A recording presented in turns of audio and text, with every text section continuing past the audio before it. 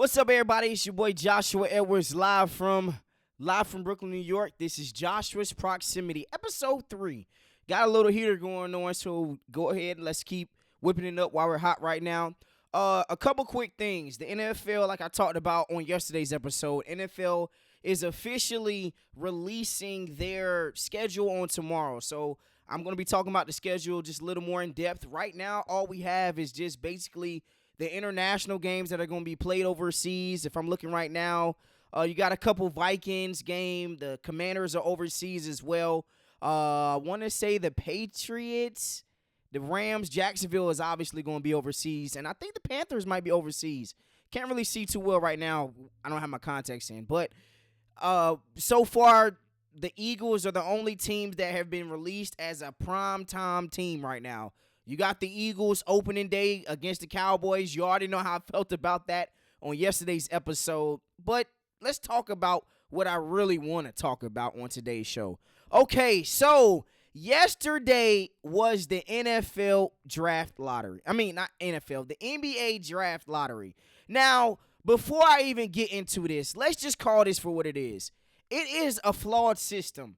Now, in the NFL, if you don't know, when your team is the worst team in the NFL, you have the number 1 overall pick. In the NBA, that is not how that works. Everybody is literally thrown into a big old glass jar with their pinball or ping pong ball with the NBA logo on it. They're all thrown into like a little container and it's roaming around. The balls are all going around in a circle. And then it shoots up a ball, it shoots the ball down, and then the ball with the team's logo comes out, and then that is your selection. But how the hell did the Dallas Mavericks get the number 1 overall selection after trading Luka Doncic, after acquiring AD, and after being in the play-in scenario where they could have made the playoffs this season? Now, you're going to see the first 2 teams are teams that are right there on the cusp of being playoff contenders. The San Antonio Spurs, we know Victor Wembanyama is generational. We also know that Stephon Castle is a force to be reckoned with and is going to be possibly a perennial all-star for quite some time. Now, the Dallas Mavericks, we know what they got on team. They got Kyrie Irving. Obviously, they traded away Luka Doncic, and they got AD in return. But you're seeing teams like the Washington Wizards, the Charlotte Hornets, the Utah Jazz, the Brooklyn Nets. These are teams that have been awful. The Portland Trailblazers. These are teams that will never really amount to anything when it comes to the NBA. I'm sorry to say, you guys know that I grew up in Greensboro, North Carolina, but I got to call a spade a spade. There's no way in hell anybody's going to come to Charlotte. Let's just call it for what it is. Charlotte is a beautiful place, but it's not a basketball city. It's a damn NFL town, the Carolina Panthers, and we're not even that good to a certain extent. But you look at Utah. What the hell does Utah have? The Washington Wizards, yes, the Commanders are good of late, but they have been awful for years. They have been so bad, they're giving away tickets. They're as bad as the Charlotte Hornets was when we were the Charlotte Bobcats. That's how bad the Washington Wizards are currently speaking. We literally, back in the day, with the Charlotte Bobcats, we would go around and we would have free tickets that our school would give us. And it's kind of the same thing when it comes to the Washington Wizards, the Utah Jazz. These are teams, the Washington Wizards, the Utah Jazz, the Charlotte Hornets. These are teams that had a 14% chance at having the number 1 overall selection. And you're talking about a team with the Dallas Mavericks that had a 1.8% chance getting the number 1 overall selection, and they ended up getting it. It just feels rigged. I'm not saying that it is rigged, but it's giving off the impression that it is rigged. You're starting to see a lot of people talk about it. There's no way in hell this team should have had a number 1 overall pick. I'm sorry. The Charlotte Hornets didn't win more than 20 games this year. The Utah Jazz didn't win more than 20 games this year. The Washington Wizards didn't win more than 16 games this year.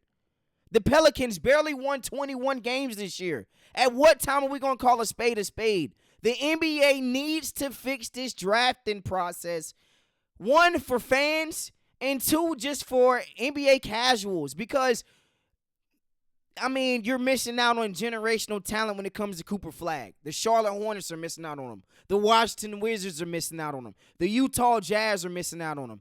And that's just not, it's just bad for the game of basketball, if you ask me, currently speaking. This is why the ratings are what they are. This is why you don't get any attention when it comes to big-time sports. This is why when the NBA Finals are on and it's the the NFL draft, or whenever it's the NBA playoffs and you got other sporting events, this is why nobody gives a damn. This is why people are watching more baseball than basketball right now. It has to be fixed ASAP.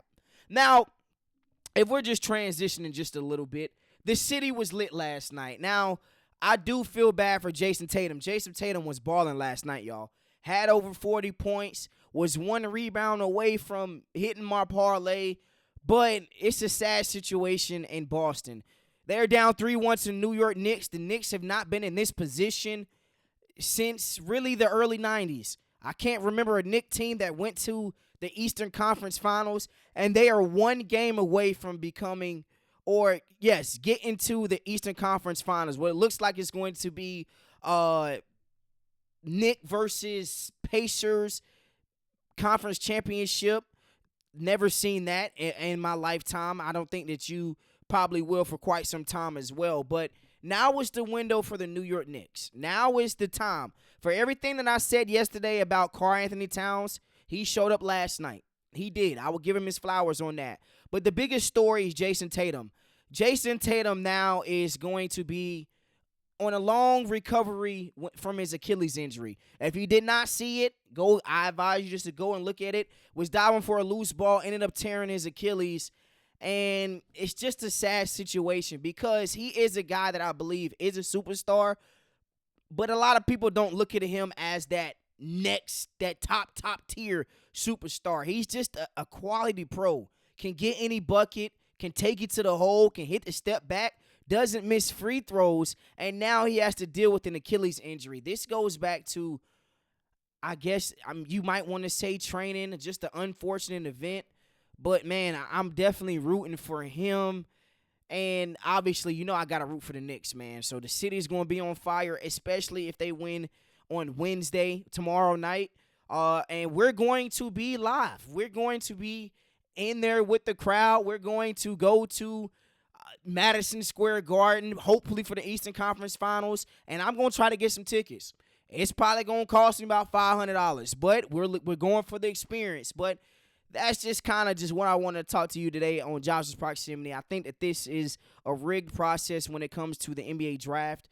Just be on the lookout for more content, man. Go check me out on all social media. They said that they like my cut. If you can see my facial hair cut. But, yeah, without further ado, Josh's Proximity, we out, baby.